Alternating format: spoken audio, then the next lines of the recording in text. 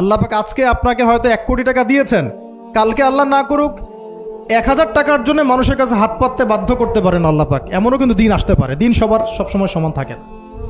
আজকে আপনার কাছে 1 কোটি টাকা আছে, কিছু মনে হচ্ছে না, কালকে কে জানে আল্লাহ না করুক যে 1000 টাকা কারো কাছে চাইতে হচ্ছে, 1000 টাকার জন্য ঠেকে গেছেন, হতে পারে না?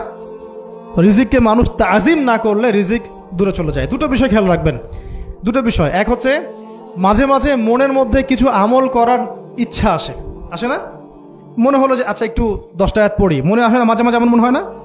ওই সময় এই যে মনের মধ্যে যে এই ইরাদাটা জাগ্রত হওয়া, এটাকে আমরা বলি ওয়ারিদ। অন্য ভাষায় আপনি বলতে পারেন মেহমান। কি বলতে পারেন? এটা আল্লাহর পক্ষ থেকে আপনার কলবের মধ্যে মেহমান হিসেবে এসেছে। এখন আপনি যদি আমলটা করেন, সেই মেহমান বারবার আপনার কলবে আসবে। যদি আপনি ওই সময় আমলটা না করেন, মেহমান চলে যাবে, মেহমান অসম্মানিত হলে পরে আর আসবে না। একইভাবে রিজিক আল্লাহ পাক দিয়েছেন, এর তাজিম যদি করতে পারেন রিজিক বেশি আসবে। রিজিকের তাজিম সম্মান করতে না পারলে রিজিক আসবে না, বেশি কমে যাবে। উসমান রাদিয়াল্লাহু আনহু সবচেয়ে ধনী ছিলেন না? কেন জানেন? কেন? এটা কি জানেন কেন ধনী ছিলেন? একে তো তিনি প্রচুর দান সদকা করতেন, এটা তো আপনারা জানেনই।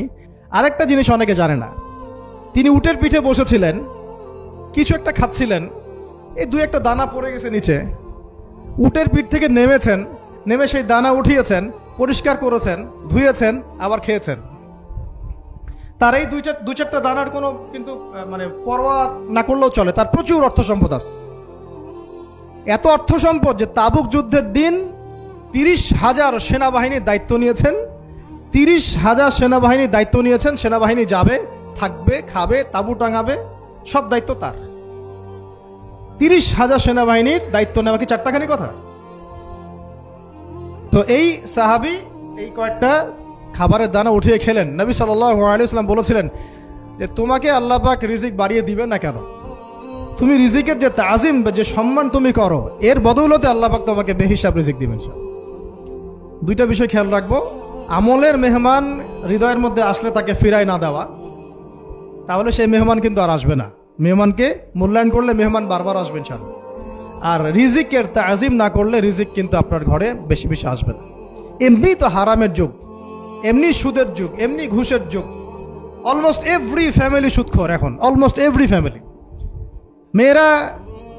মেয়েরা স্পেশালি যারা শাশুড়ি টাইপের, আপনারা মাইন্ড করেন না, তাদের সাইকোলজি যে এতই নিচে নেমে গেছে এখন যে আমার মেয়ে জাহান্নামে যায় যাক, হ্যাঁ আমার মেয়ে জাহান্নামে যায় যাক, সমস্যা নাই, দুনিয়াতে সে যেন ভালো থাকে। এটা কেন বললাম?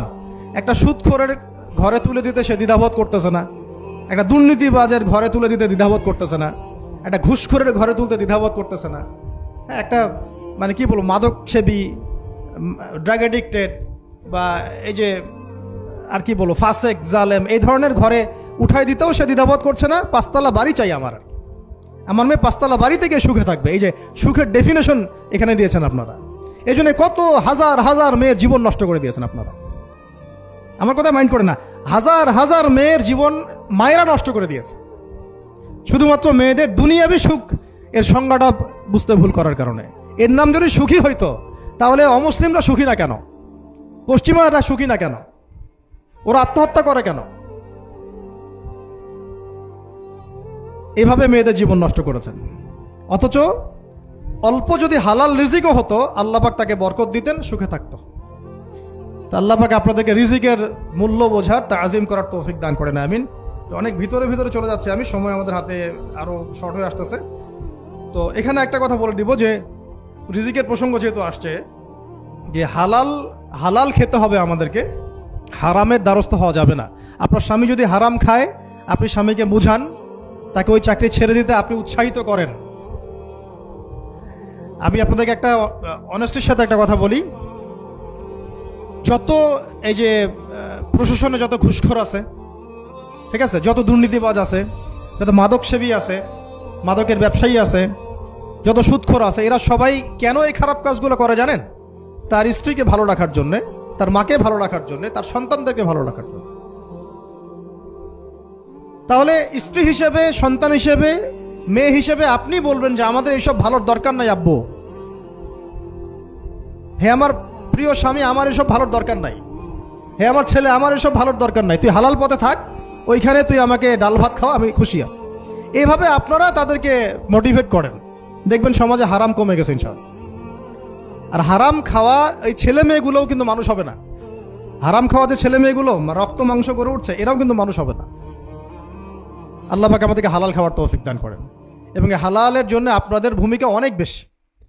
আমরা উত্তরবঙ্গ সহ দেশের বিভিন্ন জায়গায় সফর করে যেটা দেখেছি, যত সুদী এনজিও আছে না, এনজিওগুলোর মধ্যে মহিলাদের নামই বেশি, জানেন? মহিলাদের নাম বেশি সুদী এনজিওতে। তো এই দাওয়াতগুলো আমরা মা বোনদেরকে দিতে চাই যে কোন অবস্থাতে যেন হারাম রিজিকের দিকে আপনারা না ধাবিত হন, এবং রিজিকে তাজিম করেন, পরিবারের মধ্যে হৃদ্যতা ভালোবাসা বজায় রাখেন, একে অপরকে বিশ্বাস সম্মান এবং শ্রদ্ধা করেন। ইনশাআল্লাহ তাআলা আপনাদের পরিবারও সুখী হবে, রিজিকও সুন্দর হবে, এবং রিজিকে বরকত হবে ইনশাআল্লাহ।